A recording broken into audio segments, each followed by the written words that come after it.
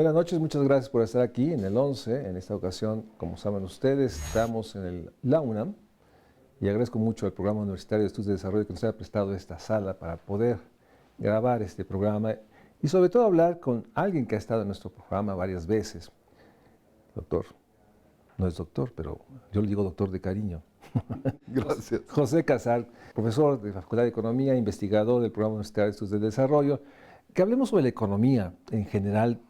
Déjame plantearte, y lo comentábamos hace rato, parece que hay un mensaje que se ha construido este año, que las cosas van bien. Y siempre dicen la inflación a la baja. Y se pierde pues esta noción de que las cosas no están tan bien saliendo del COVID, ¿no? O sea, seguimos estando eso. Entonces me gustaría que nos lleves, sobre todo al auditorio, si pudiera hacer un balance ahora, en finales del 23, ¿estamos bien? ¿Vamos bien? Pues muchas gracias por la invitación. Para empezar, doctor Mario Luis Fuentes. Es un gusto estar con ustedes de nuevo. ¿Y cómo podemos juzgar el estado de la economía, ¿no? O sea, si lo juzgamos por los últimos 6 meses, pues puedes leer en los periódicos, ¿no? Ha renacido un cierto clima de optimismo. Así es. Porque efectivamente los últimos 6 meses la economía ha crecido fuerte, 3.7 me parece el primer semestre contra el primer semestre del año anterior. Las exportaciones se habían venido comportando bastante bien, el consumo está creciendo, ha habido los salarios mejoran, han mejorado los salarios ciertamente, en parte por el aumento del salario mínimo y en parte porque está funcionando bien mejor la economía, ¿no? Entonces está un poquito más presionado el mercado de trabajo. El tema es que hay dos maneras, me parece, de ver cómo está la economía. En una perspectiva de muy corto plazo, o sea, del último semestre o de los últimos 12 meses, no 12 meses, 6, 8, 10 meses, vamos más o menos bien. Si lo vemos en una perspectiva de un poco más largo plazo, pues lo que estamos viendo es que estamos apenas en la recuperación del nivel de actividad económica en el país. ¿Sí? Por poner un ejemplo comparativo, en Estados Unidos volvieron a el nivel que se esperaba antes de la pandemia para 2021, lo recuperaron en 2021. ¿Sí? Es decir, si tomamos la tendencia de crecimiento que traían las economías, pues va subiendo, ¿no? Esa la podemos proyectar. Se cayó durante la pandemia y regresa, ¿sí?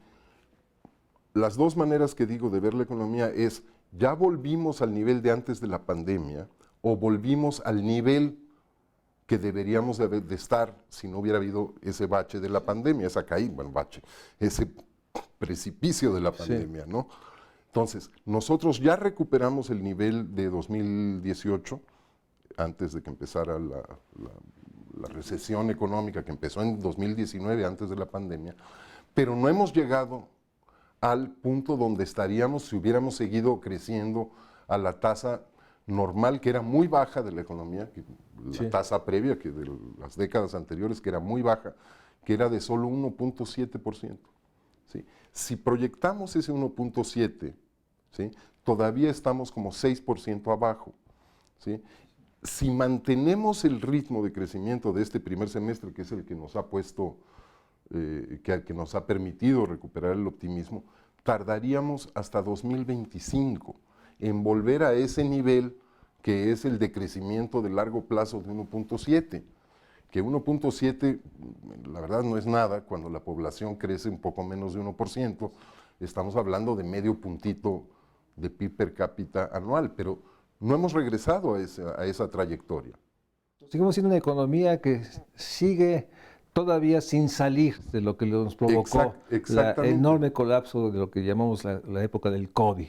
Volvimos al nivel pre-COVID y ahora empieza la recuperación, la verdadera recuperación post-pandemia, pero no hemos vuelto al nivel que deberíamos tener si hubiéramos seguido en la trayectoria tradicional. Déjame decirlo, porque la pregunta obvia es, ¿y por qué no hemos regresado a eso? O sea, por varias razones, como siempre en estas cosas económicas, ¿no?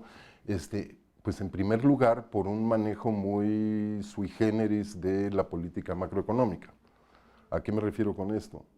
Todos los países en el 2020 y en el 2021 pusieron en marcha políticas expansivas fiscales muy importantes que impidieron que las economías cayeran más de lo que cayeron y permitieron recuperarse más rápido de lo que en otras Aquí no lo circunstancias hicimos. hubiera pasado. En México no lo hicimos, mantuvimos exactamente la misma política monetaria y la misma política fiscal que se venía utilizando desde el año 2000 por lo menos, ¿sí? Y eso hizo que la caída de México, que con las nuevas cifras del INEGI ya sabemos que fue como 8.8% en 2020, y la recuperación en el 21 y el 22 pues fue muy lenta.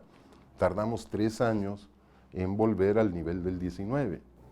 Entonces, hablemos de la inflación, porque ese es el otro dato que nos ponen todos los días enfrente de que va a la baja, realmente no es un problema ya.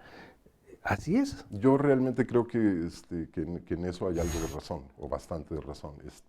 Efectivamente, pues la inflación se disparó más o menos, o sea, digamos, hay que poner las cosas en perspectiva, ¿no? Para las inflaciones que hemos tenido en México en otras épocas, pues sí subió la inflación, ¿no? Llegó a 8%, entre 8 y 9%, ¿no?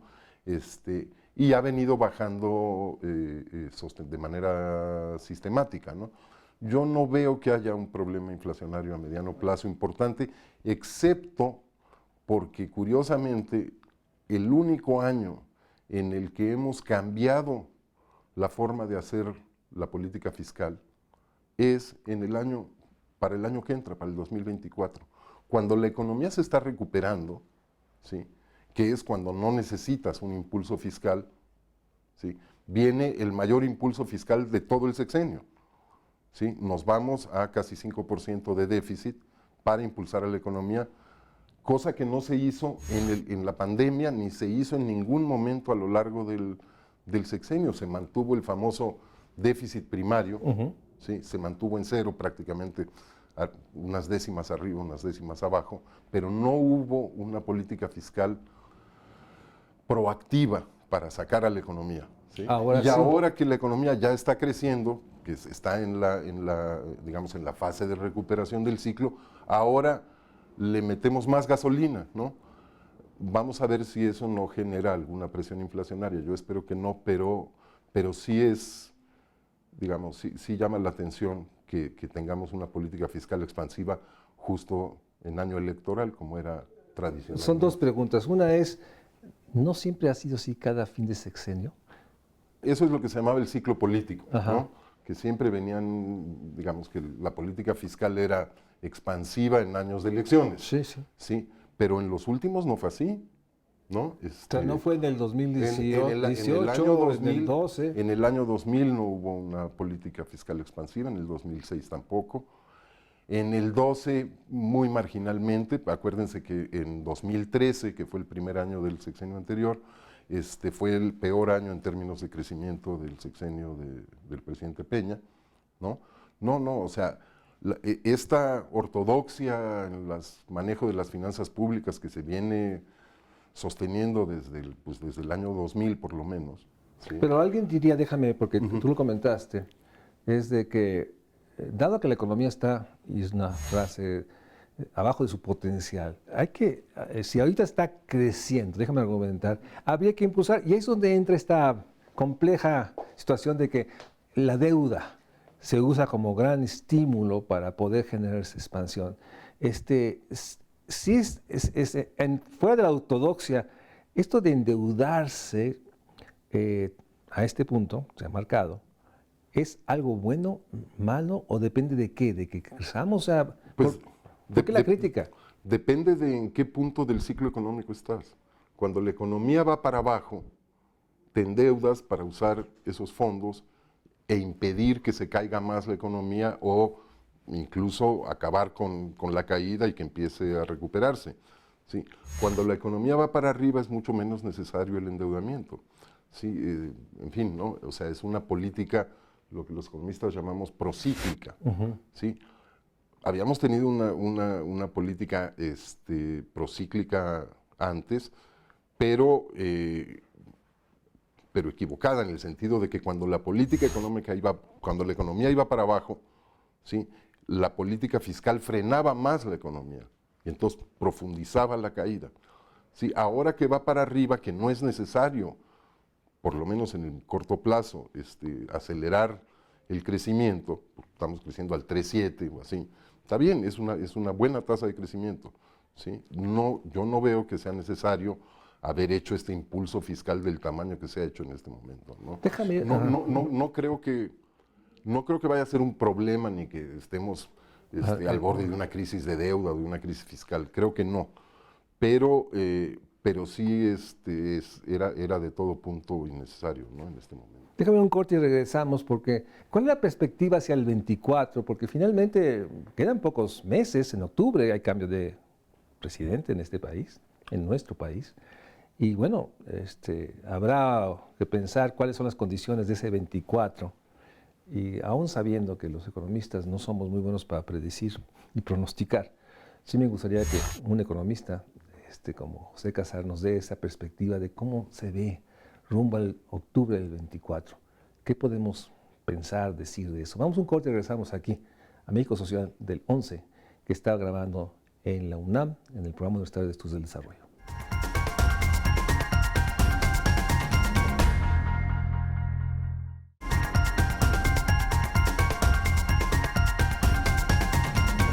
Estamos aquí en México Social en el 11, platicando con José Casar, economista, investigador del Programa de Estudios del Desarrollo, profesor de la Facultad de Economía, sobre esta perspectiva. Estamos a menos de un año que hay un cambio de administración.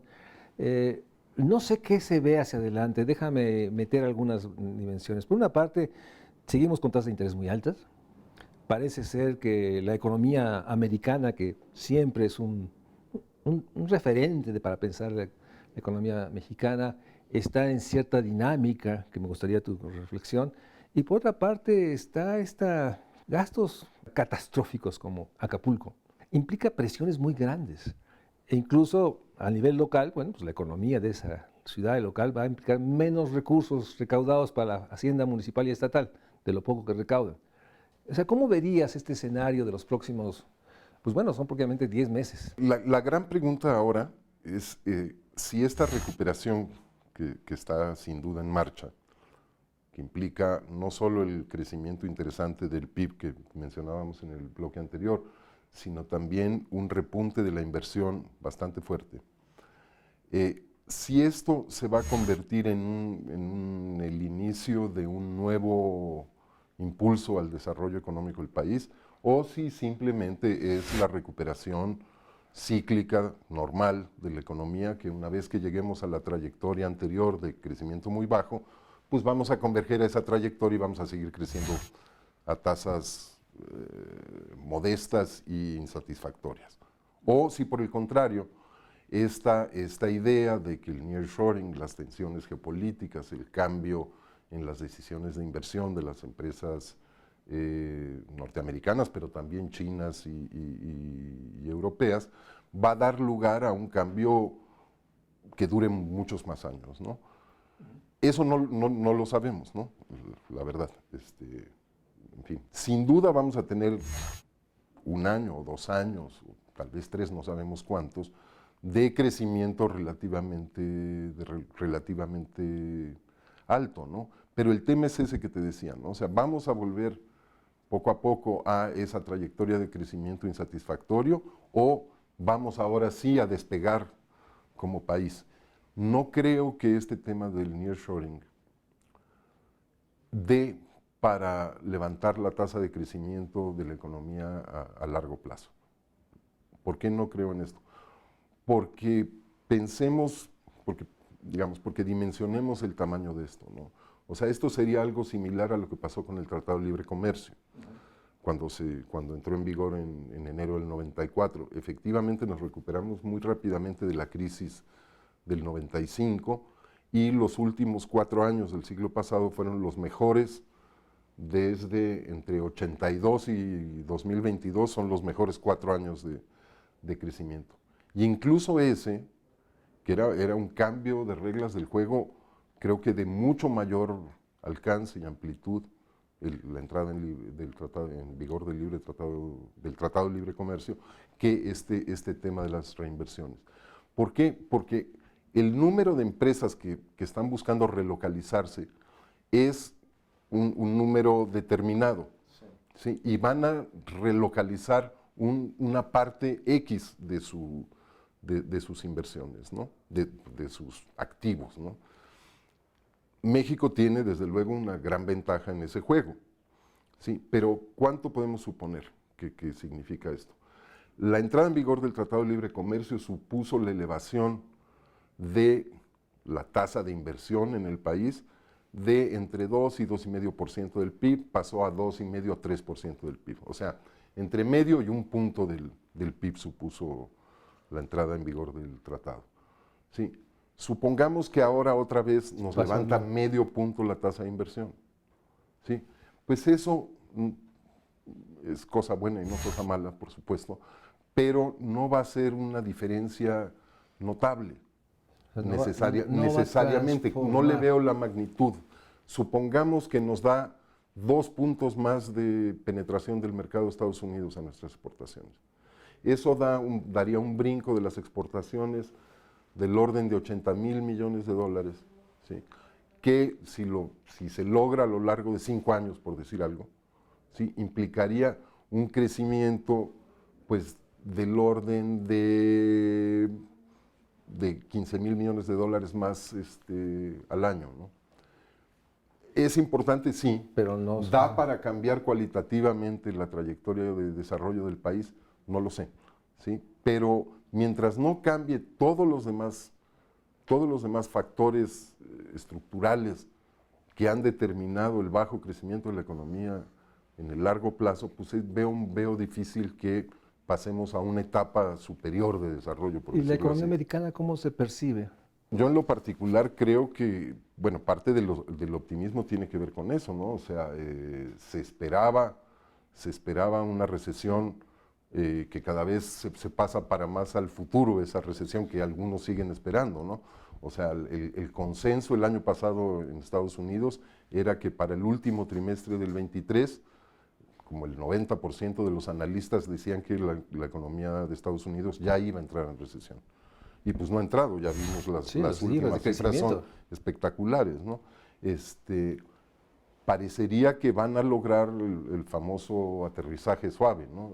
En la economía norteamericana, ¿en qué consiste? En que la inflación se puede controlar sin que la economía entre en un periodo de recesión largo y doloroso, digamos, ¿no? Entonces, por ese lado no se ve tan mal, pero el panorama geopolítico de nuevo del mundo, pues es complicado, ¿no? O sea, en general, si bien han mejorado las perspectivas del crecimiento de la economía de Estados Unidos y se ha espantado el fantasma de la recesión, el resto del mundo se están revisando a la baja las tasas de crecimiento, ¿no? En Europa, en Asia, en particular por el caso chino, ¿no? Entonces, eso sumado a las tensiones, Ucrania, Medio Oriente, etcétera, pues no auguran un crecimiento de la economía mundial muy rápido, ¿no? Estados Unidos seguramente lo haría mejor que el resto de las economías por múltiples motivos, y eso desde luego para la economía mexicana, que está tan vinculada a la economía de Estados Unidos, pues va a ser un factor positivo para México. Pero al mismo tiempo, con el famoso tipo de cambio, el superpeso, ¿no? A la gente siempre le parece que es bueno, ¿no? Por un lado ayuda a contener la inflación, sin duda. Pero por otro lado, para mi gusto, digamos, pasar a una nueva etapa de desarrollo implicaría tener un dólar mucho más caro y estable. ¿Y por qué es esto? Porque un dólar más barato lo que hace es orientar las inversiones, volver más rentables las inversiones en bienes y servicios no comerciables, que normalmente, o sea, que se vaya la demanda hacia bienes y servicios no comerciables y la oferta también, ¿sí? Sí. Entonces, es eso que te hace que en lugar de estar invirtiendo en los sectores donde hay más economías de escala, más crecimiento de la productividad, más incorporación de tecnología, como el sector manufacturero, telecomunicaciones, algunas otras cosas, vamos a invertir mucho más en cosas como comercio, la industria de la construcción, etcétera, ¿no? Que pueden jalar empleo y demás, pero no van a hacer que el producto por trabajador promedio del país crezca más rápido, ¿no? Ese es el problema Déjame una última pregunta. ¿Tú crees que la probabilidad de una reforma hacendaria o fiscal, como quieras decir, es muy alta en los próximos 24 meses? Lo que pasa es que eso depende mucho de la política, ¿no? Sí. Digamos, desde el punto de vista económico, mi impresión es que sería inevitable.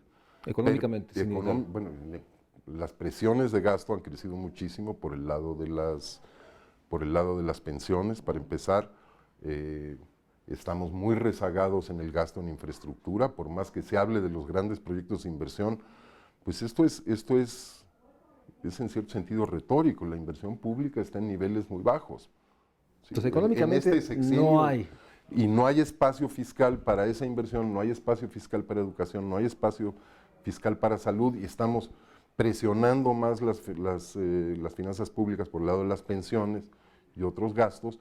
Entonces, si el próximo gobierno quiere realmente hacer una diferencia en términos de la infraestructura que se necesita, incluso para aprovechar el famoso nearshoring, ¿sí?, pues va a tener que buscar espacio fiscal.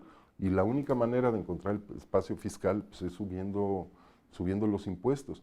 Y el tema es que si queremos más bienes públicos, pensiones, educación, salud, infraestructura, no solo infraestructura nueva, sino mantenimiento de la infraestructura que ya tenemos, ¿sí? Si queremos más bienes públicos, necesitamos más ingresos públicos, es inevitable, ¿no? Y el tema, volvemos al tema de la política fiscal. Si ya llegamos a 5% de déficit y está presionada la deuda, el recurrir a deuda para esos gastos va a ser más difícil, ¿sí?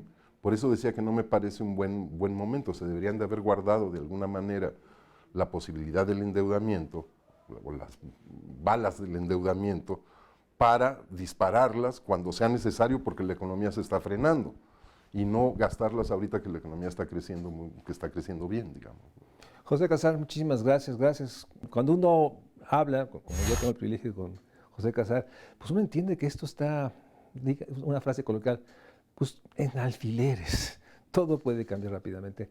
José Casar, muchas gracias por estar nuevamente en México Social. Siempre te agradezco mucho tu comentario. Y gracias a ustedes por acompañarnos aquí en el 11 México Social, y sobre todo al programa Universitario de Estudios de Desarrollo, que ha sido nuestro anfitrión y también participante fundamental. Muchas gracias, buenas noches.